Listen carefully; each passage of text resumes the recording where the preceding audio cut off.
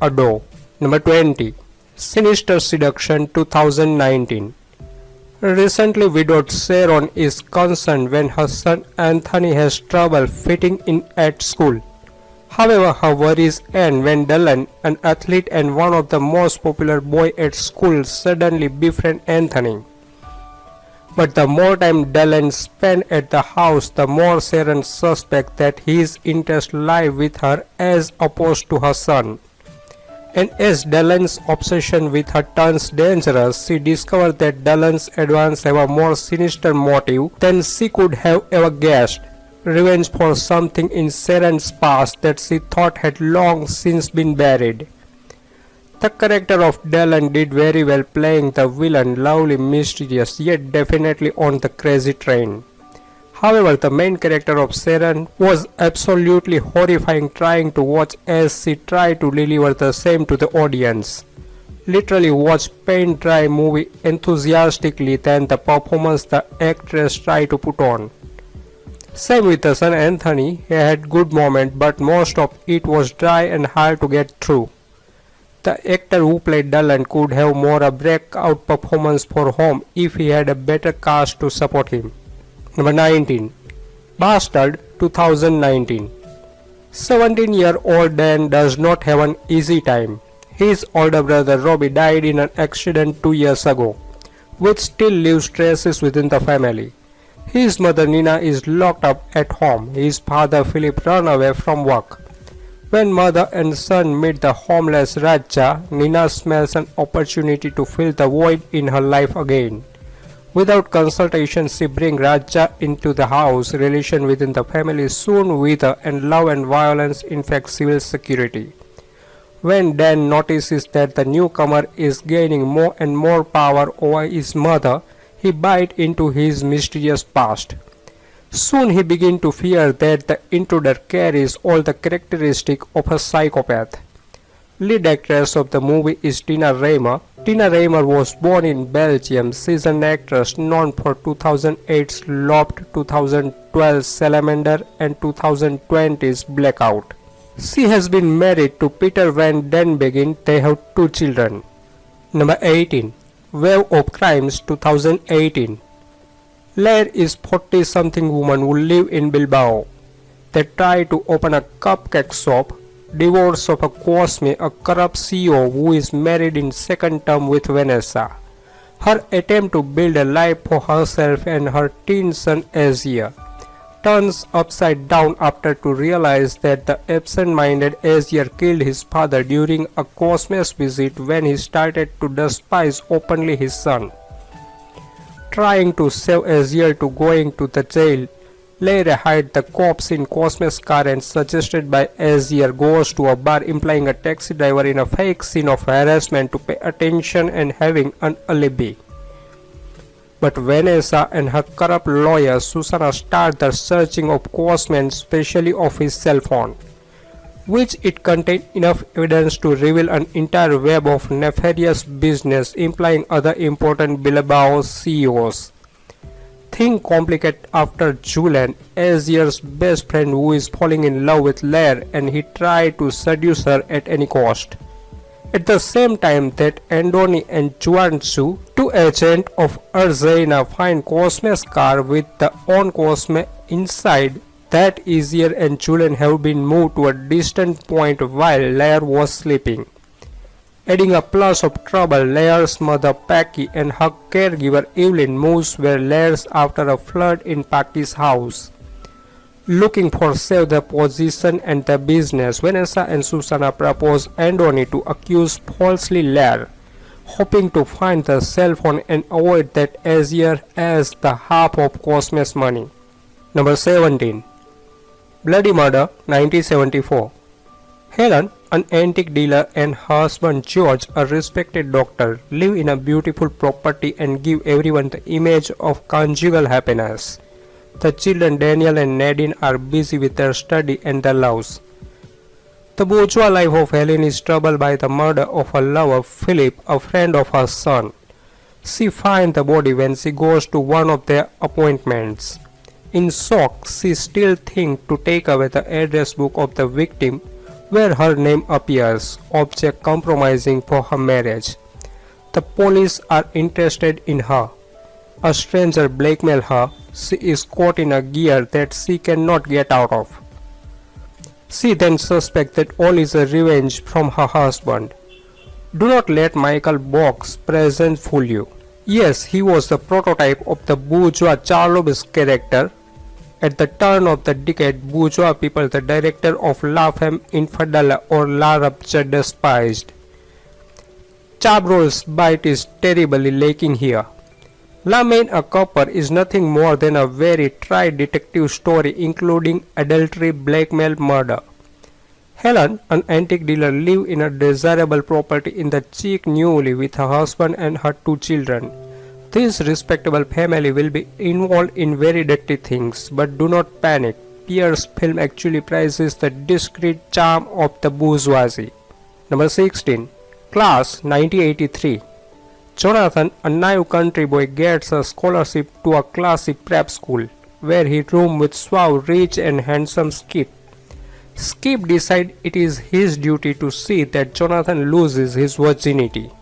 So he sends Jonathan to Chicago, where Jonathan meets Ellen, a beautiful older woman, and they begin an affair, which ends abruptly when Ellen discovers Jonathan is 17.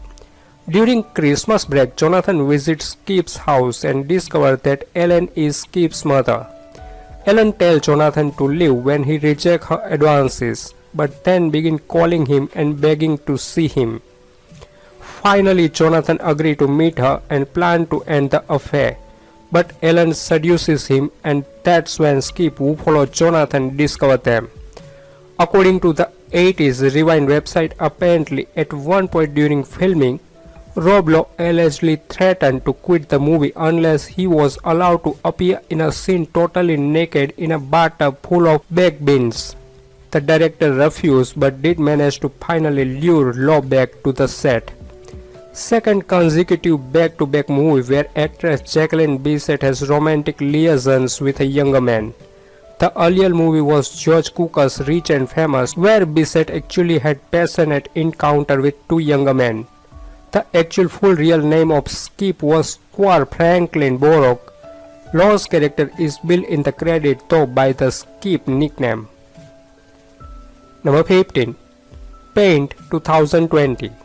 3 friends from art school struggle to start their career in the bizarre NYC art world while trying to get by in life and figure themselves out. Paint was based on the TV pilot Paint, which premiered at Sundance in 2018. The casting was wonderful. The characters really seemed to inhabit their skin and character, some of them quite sleazily so, but even the sleaze was part of a fuller picture of the person. Paint is an intelligent, fresh, fun look into the world of aspiring artists with a depth of story and character that keep the viewer enthralled throughout. The film explores several themes: value and perception of value in art, integrity and corruption in the art world, and generational differences, all as it moves through unexpected relationships and the joy and challenges in each. See Paint for the thought-provoking insight, but come away laughing at the sharp dialogue and situations. You will love every minute of this original film. Number 14. Good Fences 2003. Good Fences is about an upwardly mobile black family for whom the American dream becomes a nightmare. Set in the 1970s, Tom Spader is an attorney who is determined to end what he has dubbed the color man's losing streak. When his winning of a high-profile case thrust him into the limelight, he decides to move his wife and their 2 kids out of their mixed lower middle-class town and into the posh enclave of Greenwich, Connecticut. Rarely have so many talented people worked together to make a movie that is such a mess.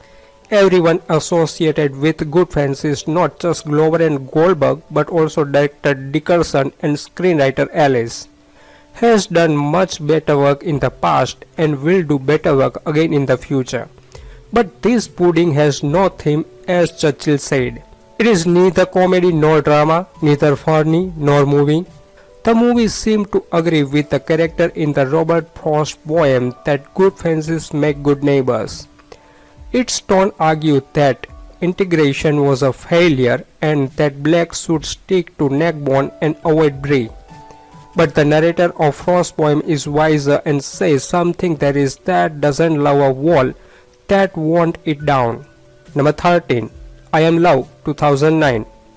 Over 2 decades ago, Emma left Russia to follow Tankedi Reki, the man who had proposed to her, now a member of a powerful industrial Milanese family.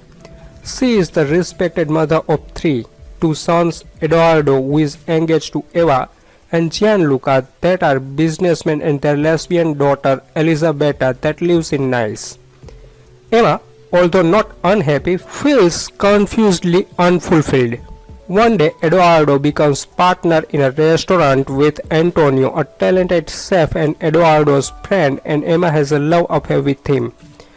It does not take long before she embarks on a passionate affair with the sensuous young man. When Eduardo discovers the affair of his mother, there is a tragedy that will affect the Reki family. The poster for Luca Guadagnino's film shows a regal Tilda Swinton in an eye-catching red dress surrounded by her sober-looking family. In another version, the frog has undergone a cheeky digital makeover to a shocking pink that matches the movie's bold declaratory title. The symbolism might seem a little obvious, but this is a story in which one woman's passion comes bursting to the surface with tragic consequences. Number 12. Enter the Void, 2009. After living in Japan for some time and finding employment as a drug dealer, a brother sent for his sister to move to Japan and live with him. With a story out of sequence, this film shows the brother and sister in their intimate moments. The experience is jarring at times and blissful at others. The setting is the Japanese red light district of the very near future. The sister gets involved with love and drug and the brother lives dangerously, with their parent gone from a horrible car crash. All these two really have is each other in an exploitive world. The brother and sister associate with many deceptive people and the reveal of the deceiver's true nature and actual motive is constantly surprising. It is the view from the otherworldly that makes this is a thrilling story. From their childhood to recent event, this film built with the significant fact within the tenet of a foreshadowed guide to the experiences after death. These young adult siblings keep their pact not to leave the other.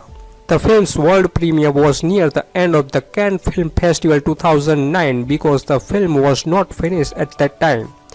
Around 50 graphic artists were working on finishing the film. The running time of this festival cut was 163 minutes. Because of the tight schedule, the film was screened without opening or closing credit. The film started with Enter and ended with The Void. Number 11. Made for Each Other, 2009. The best part of any marriage is consummating it. However, after 3 months of a loveless marriage, Dan finds himself in the throes of casual love with another woman. Dan decides the only way to morally rectify this is, of course, to get his wife to cheat on him. And thus, he set out to find the right man to even the score.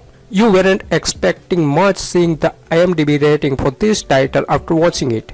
Learning more and more not to trust the rating, the film is really damn funny. The outlook preserves it to be a chick flick, but you will put this more toward a brush film of anything. The humor is guy only mostly and goes pretty far. Good old Francis played the lead really well. The film goes on a steady beat of good joke and comedic scene, and the director successfully made it easier to concentrate on the context going on in between. The film was though an enjoyment to us and you will recommend it to anyone else within its age rating. Number 10. J. Lo Hagel, 2019. A lawyer starts dating her son's friend. Her family is less than enthusiastic. Talia, a divorce lawyer with 3 children, finds herself having an affair with Yesai, a surfing instructor by profession. After spending one night in a romantic relationship between them, he tightens, but they choose to hide it because it is her son's best friend, who is about 2 decades younger than her. When the two decide to reveal the relationship, they are forced to deal with the reaction of their relatives. As the relationship progresses, it seems that the relationship between the two is not received with open arms by those around them. Role of Talia is played by actress Miri Mesika. Miri Mesika was born on May 3, 1978 in Herzliya, Israel as Miriam Mesika. She is an actress known for 2003's Merau Yerusalemi, 2019's Zello Hagil, and 2006 Three Mothers. Number 9. My Friend Dahmer, 2017. Before he was killed in prison by another inmate in 1994, Jeffrey Dahmer's crime captured America's attention through the seemingly boundless nature of his depravity. The Milwaukee-born serial killer claimed 17 victims before he was apprehended by police in his hometown. It's perhaps unsurprising that Dahmer put up next to no fight when the arresting officer knocked on his door, accompanied by a would-be victim he had let escape. He seemed ready for them, had made no attempt to conceal the evidence of his previous murder, nor the body part in the fridge. He shuffled around the apartment unaware of the personal space of the officers whom he breezed past handing out bits of evidence they asked for in the room. He didn't struggle until it was clear that there was no getting out of the situation. Anyone who knew Dahmer as a kid would have recognized the despondent body language. Dahmer never grew past his miserable, depressed teenage self. He had simply channeled his alienation into unspeakable mutilation and charged murder. Alex Wolff, playing Doug Bagdorf, mentioned eerie events occurring in Dahmer's real house, such as light burning off everywhere, and there being a general sense of uneasy or nausea among the actors. It remained one of the creepiest experiences in his acting career. Number 8. Significant Mother, 2015. But in Portland, restaurant Nat's world is turned upside down when he comes back from a business trip to find his Lothario best friend and roommate Jimmy is now dating his recently separated mother Lydia. To make matters worse, Nate's previously disinterested dad Harrison is now determined to win Lydia back and isn't afraid to use Nate to get what he wants. Stuck between his family feud and his best friend's first serious relationship, Nate's new normal forever changes his relationship with his parents and severely handicaps his own dating life. So I will give them that the idea is new and original and the comedy pop in some scene, but I literally yawned right in the middle of the pilot, and in the second episode I started writing this review. I don't know exactly what it is, but I think the element of staying tuned in is missing because I knew that I won't be laughing hilariously in most of the scenario, so fast forward not it doesn't really matter. So the sitcom look okay. Richard Keith and Erin Cardillo are young writers and seem talented, but I bet CW made something on the script to make it appear less sketchy, if I might say. The casting is fine. Nathaniel Buzolik acting naive and Rachel and the stress clause in Boss. Josh Zuckerman, and I like the funny surprise appearances by Jonathan Silverman. And yeah, Crystal Allen's performance is awful. Overall, I do have a mixed feeling about this show. The idea is new, but still not convinced that it could be a continuing hit for CW. I will probably watch the next couple of episodes, but if the rhythm stay as it is now, I don't think I will keep on watching it. Number 8. Nobody is Home, 2013. Farid, a young woman whose world is destroyed by the sudden death of her father, has to take the role of father in his orphan family. Now she has to take care of her desperate mother and 2 siblings. Over time, she adhered to this role she has assumed and began to act as a real head of the house. However, this situation dragged each family member into a drama that is difficult to describe. Mother Narkan desperately replaces her husband, whose daughter Farida lost, while her brother Ilka is disturbed by the responsibility given to Farid and begins to move away from his family. On the other hand, her sister Ozg struggle with loneliness continue at full speed. Farid make a decision to get rid of this heavy burden, and this decision changes everyone's destiny. Dennis Akai's film offers a relentlessly unsentimental take on her material. There is no real possibility of resolution. Nakan will always remain imprisoned by her circumstances while the offspring have to try to cope as best they can. Farid look for a way out through betrothal to Gulaga, but Nakan thoroughly disapproves. Ilkar try to act tough by smoking pot and making love to his best friend's mother, but in truth he is looking for some kind of a role model. The sequence where he breaks down and cries on his grandmother's knee is particularly affecting. Number 7. Someone Has to Die, 2020. The story begins with a young boy being asked by his parents to return to Spain to meet his fiancée. He returned accompanied by Lazaro, a mysterious ballet dancer. Visually very well and attractively worked out, this drama lacks something in terms of conviction and depth. The dialogue are pretty well portrayed by the actor, but the good guys and the bad guys are sometimes portrayed a little too extreme to make it seem realistic. On the other hand, various characters arouse sympathy or irritation in me, so that may not only say something about my sensitivity to it, but also about the quality of this series. Furthermore, you should not forget that it is a Spanish drama. So don't watch and review drama if you don't feel good about it. Put the laser rating of this series into perspective, watch and enjoy as open-minded as possible. It had all the ingredients to be an incredible story. It had good actor, good director, score, but unfortunately it fell short. The length of the overall series does not allow the viewer to really go into the story of the character, which consequently make the story too superficial. You simply don't care enough for the character to actually fully engage on what's happening. It is worth watching, however, but somehow it felt disappointing given all the elements it had to be truly successful. Number 6. An Affair, My Friend's Mom, 2017. An Affair, My Friend's Mom is the story of young mother takes interest in her friend's son. Her interest in him makes her forget herself and drive her to pursue him. Film is written by Ji Ho Ha. Movie is directed by Yong Gun Kwak, known for 2006 200-Pound Beauty and 2007's An Affair, My Friend's Mom.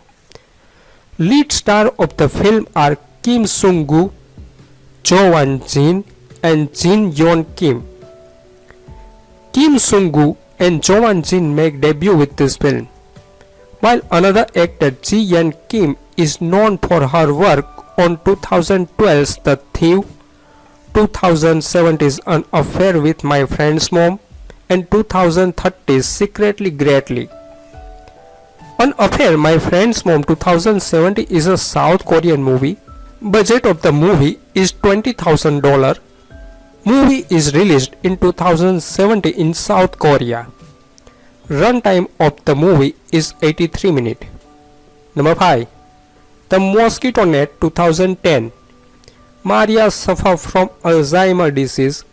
Louis, Maria's 15-year-old grandson, doesn't say very much either. He shut himself off in his own silent world to escape his parents' marital crisis, spending time instead picking up stray cats and dogs off the street.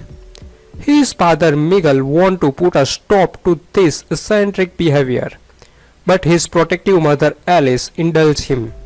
Nevertheless, the animals begin to appear at home in an increasing numbers, making life complicated for the family in their flat. When director Augusto Villa and producer Luis Minero were discussing possible choices to pair up with Emma Schwartz, they both agree on Edward Fernandez. Fernandez refused the role several times, arguing it was a confusing and not amusing drama. It wasn't until Villa explained to him that it was indeed a comedy that Fernandez decided to do it. In this movie, its kind disturbed family seems like everyone is weird or mentally unstable. They seems rich but having a lot relationship problems. In the end, the only thing we understand is family is matters no matter how screwed they are. Number 4. MILF 2010. Utterly disappointed by their relationship skill and the ongoing rejection from girls of their own age, a motley quartet of college slacker with raging hormone decide to set their sight on a relatively easier target, the typical and more than willing to help MILFs. After all, mom do know best.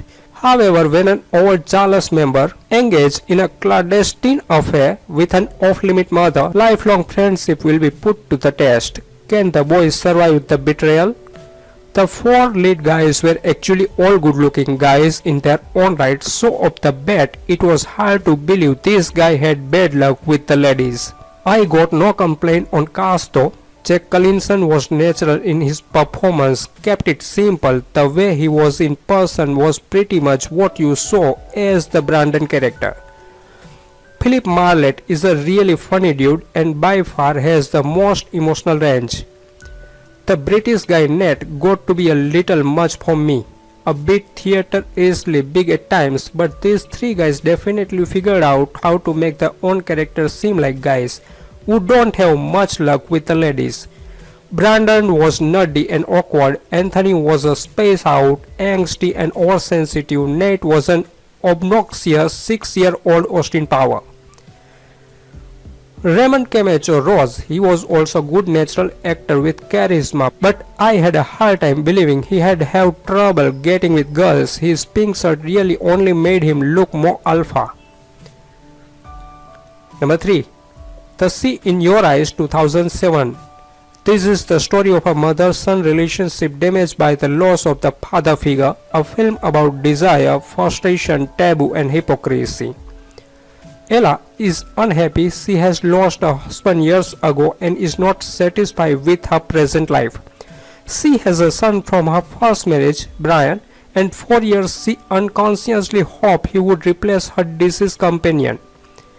Brian always tried to please his mother and to be as much like her idealized memories of his father as he could.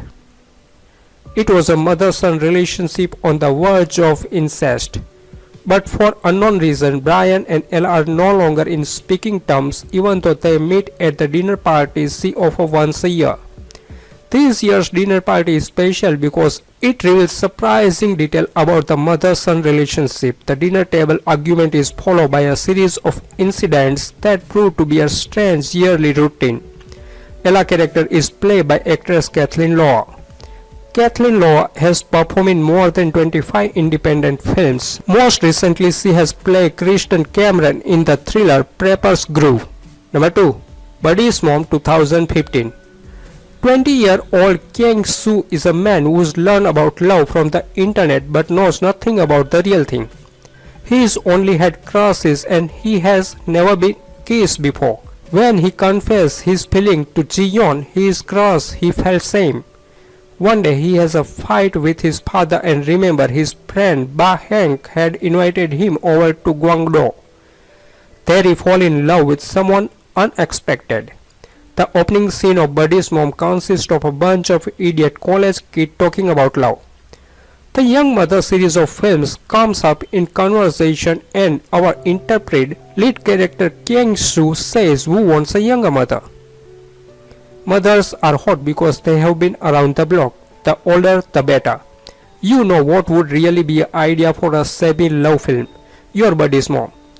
Well, the last question is easy enough to answer because Buddy's Mom is wish fulfillment. But it's not just encouraging its male viewer to identify with Kyo Young's fantasy of having love with older women.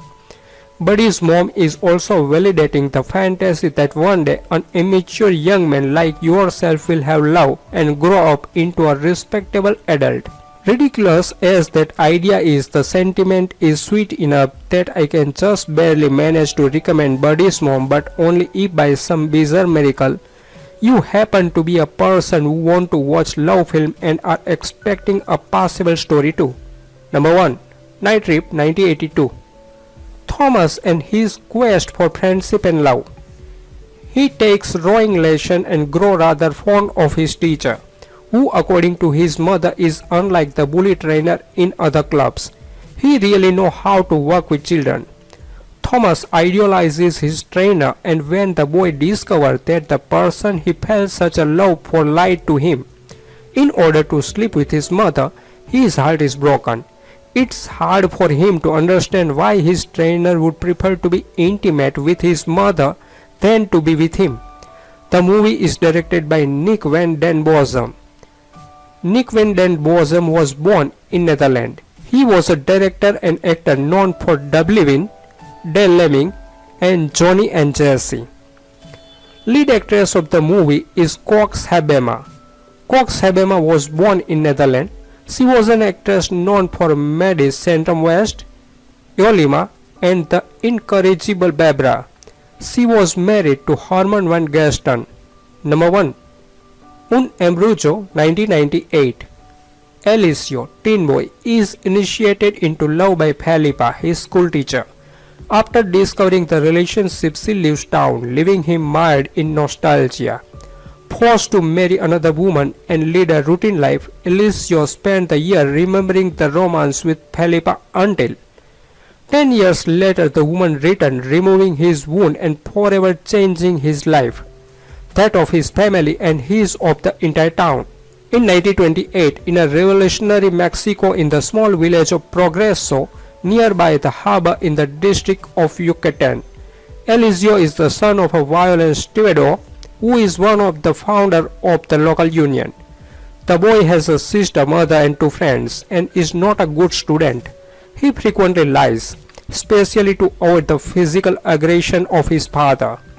His teacher Felipa decides to help him to assume responsibilities and ask him to clean her house daily before going to school. Felipa is in love with a sailor. One day Alessio arrives wounded due to the beating of his father and stay at her house in the night. The solitude approaches them and the boy has in love with her, becoming the favorite student of Felipa. Their affair ends when her beloved sailor is found drowned and Felipa moves from Progreso. The main story continues in 1937 when Alessio is a married young man and Felipa returns to Progreso. This film is excellent, having a screenplay with many characters, all of them very well defined for the viewer, and many plot and subplot. This romance is about love, ignorance, corruption and intolerance.